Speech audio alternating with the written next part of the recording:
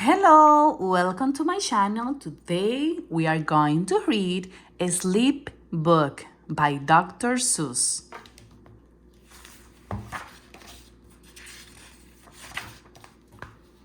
The news just came in from the country of Cake that a very small bug by the name of Black is yawning so wide you can look down his neck.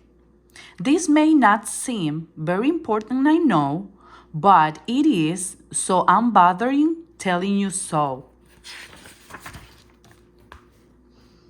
A yawn is quite catching, you see, like a cough. It just takes one yawn to start others yawn off. Now the news has come in that some friends of Bumblebee are yawning so wide you can look down their necks. At this moment, right now, under 7 more noses, great yawns are blossoming, they're blooming like roses. The yawn of that one little bug is still spreading. According to latest reports, it is heading across the wide fields, through the sleepy night air, across the whole country, toward every which way. And people are gradually starting to say, I feel rather drowsy. I've had quite a day. Creatures are starting to think about rest. Two beaver-born birds are now building their nest. They do it each night, and quite often I wonder how they do it. How they do this big job without making a blunder. But that is their problem, not yours, not mine. The point is they're going to bed, and that's fine. Sleepy thoughts are spreading throughout the whole land. The time for night brushing of teeth is at hand. Up a her hammer falls, where the great river rushes, and crashes down cracks in great glaring gouges. The her hammer sisters are using their brushes. Those falls are just grand for the toothbrushing beneath, if you happen to be up that way with your teeth. The news just came in from the castle of Crop that the lights are all out and drawbridge is up. And the old drawbridge drawer just said with a yawn, my drawbridge is drawn and it's going to stay drawn till the milkman delivers the milk. About dawn, it's going to bed now, so nobody better come around with a special delivery letter. The number of sleepers is steadily growing. Bed is where more and more people are going. In Culpeper Spring, in the Steelworkers Hall, the steelworkers still are all stuck on the wall. The steelworkers have called it a day. They're all tuckered out there snoozing away. This is very big news. It's important to know, and that's why I'm bothering telling you so. Way out in the west, in the town of Merced, the Henkel Horn Hawking Club just went to bed.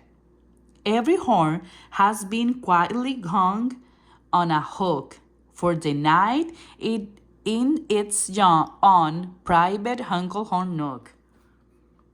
All this long, happy day they've been hawking about, and the Henkel Horn honkers have honked themselves out. But they wake up quite fresh in the morning, and then they'll start right in the honking again.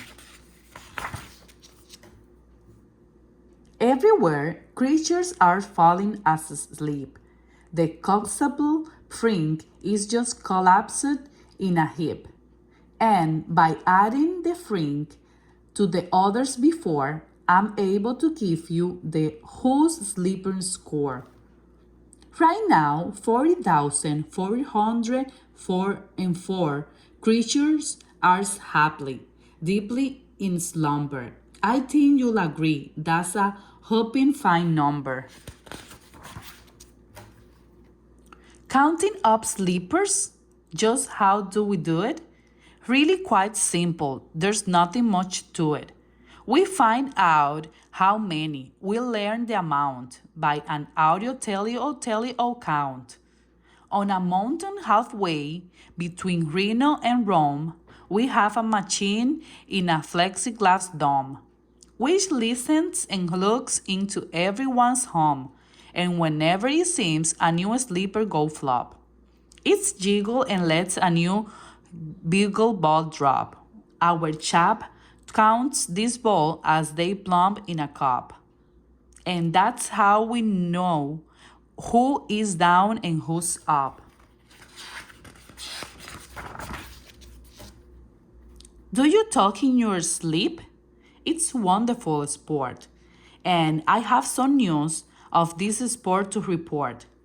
The world champion sleep talker Joe and Maurice Soft have just gone to sleep and they're talking their heads off. For 55 years now, each chattering brother has babble and gobble all night to the others. They've talked about loss, they talk about ghosts, they talk about pause, they talked about flaws. They talk quite a lot of about Santa Claus. And the reason I'm telling you this is because you should take up this sport.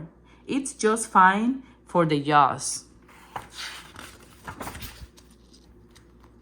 Do you walk in your sleep? It just had a report of some interesting news of this popular sport.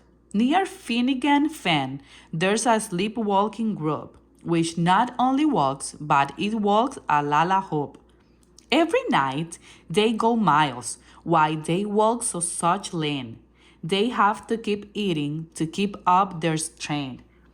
So, every so often, one puts down his hoop, stop hopping, and does some quick snooping for soup. That's why they are known as Hoop Soup Noob Group. Sleepwalking, too, are the curious crandles who sleepwalk on his with store-sized candles. The crandles walk nightly in a slumbering peace, in spite of light burns from the hut's dripping grease. The crandles were candles because they walk far, and if they walk up, what you see where they are. Now, the news has arrived from the Valley of Bell that a Chippendale mob just has beaten his tail, which he does every night before shooting his eyes. So Shinipian sounds silly, but really it's wise. He has no alarm clock, so this is the way. He makes sure that he wake at the right time of day. His tail is so long, he won't feel any pain, till the nip makes the trip and gets up to his brain. In exactly 8 hours, the Chippendale mob will at last feel the bite and yell, ouch, and wake up. A Mr. and Mrs. J. Carmichael Crooks have just gone to bed near the town of Fort Knox, and they, by the way, have the finest of clocks. I'm not at all sure that I quite understand just how the thing works with that one extra hand. But I do know this clock does one very slick trick. It doesn't tick-tock how it goes is tock-tick.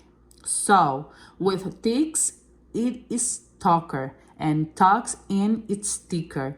It saves a lot of time, and the sleeper sleeps quicker. What I find out for sleeping from all that I hear It's the best night for sleeping in many years. They've even us sleep in the Sweetback Motel, and the people don't usually sleep there too well. The beds are like rocks, and as everyone knows, the sheets are too short. They won't cover your toast. So, if people are actually sleeping in there, it's great night for sleeping. It must be the air. It's a great night for snores. I just had a report of some boys who are tops in his musical sport. The snorers in all our fair land are Snorter McPhil in his snore as a snort band. This band can snore Dixie and Old Swanee River so loud it will make 40 elephants shiver. The loudest of all of boys is McPhil. He snores with his head in a 3-gallon pail. So they snore in a cave 20 miles out of town. If they snore closer in, they will snore in town down. Do you know who's asleep out of Funa Laguna? Two very nice Funa Laguna Vavuna. We'd add them into our Who's Asleep count, which has grown to a really amazing amount. Exactly 8,808,000 creatures are sleeping now. Isn't that great?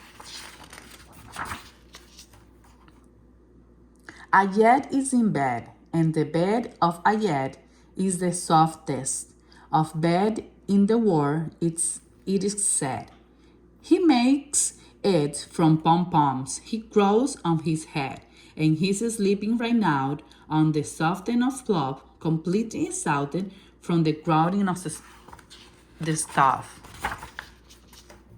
The news has come in from the district of Soft that two oft are sleeping and they're sleeping aloft. And how are they able to sleep off the ground? I'll tell you, I weighed one last week and I found that an off is so light. He weighs minute 1 pound. A moose is asleep. He's dreaming of moose drinks. A goose is asleep. He's dreaming of a goose drink. That's well when good and good. When a moose dreams of moose juice. And nothing goes wrong when a goose dreams of goose juice. But it isn't too good when the moose and goose are start dreaming they're drinking the other one's juice. Moose juice, not goose juice, is juice for a moose. And goose juice, not moose juice, is juice for a goose. So, when goose gets a mouthful of juices of mooses, and moose gets a mouthful of juices of gooses, they always fall out and their beds scream. So, I'm warning you now, never drink in your dreams. Speaking of dreaming, I think you should note that the Bumble Tough Club is now dreaming afloat. Every night they go dreaming down Bumbletop Creek, except for one night every third of 4 week. When they stop for repairs, cause their Bumbletop leak. But tonight they're afloat, full of drinks, full of bliss. And that's why I'm bothering telling you this. At the fourth of a road in the Vale of Babadoo, 5 foot-weary salesmen have laid down their loots. All day they've raced round in the heat at top speed, unsuccessfully trying to sell zipper soft seats, which nobody wants because nobody needs. Tomorrow will come, they'll go back to their shore. They'll start on the road, zipper surfing once more. But tonight they've forgotten their feet are so sore. And that's why the wonderful night time is for.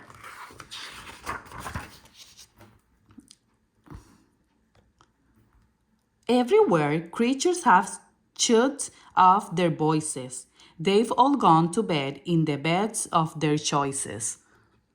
They're sleeping in bunches. They're sleeping in crannies. Some of their stomachs and some of the fannies. They're peaceful sleeping in comfort.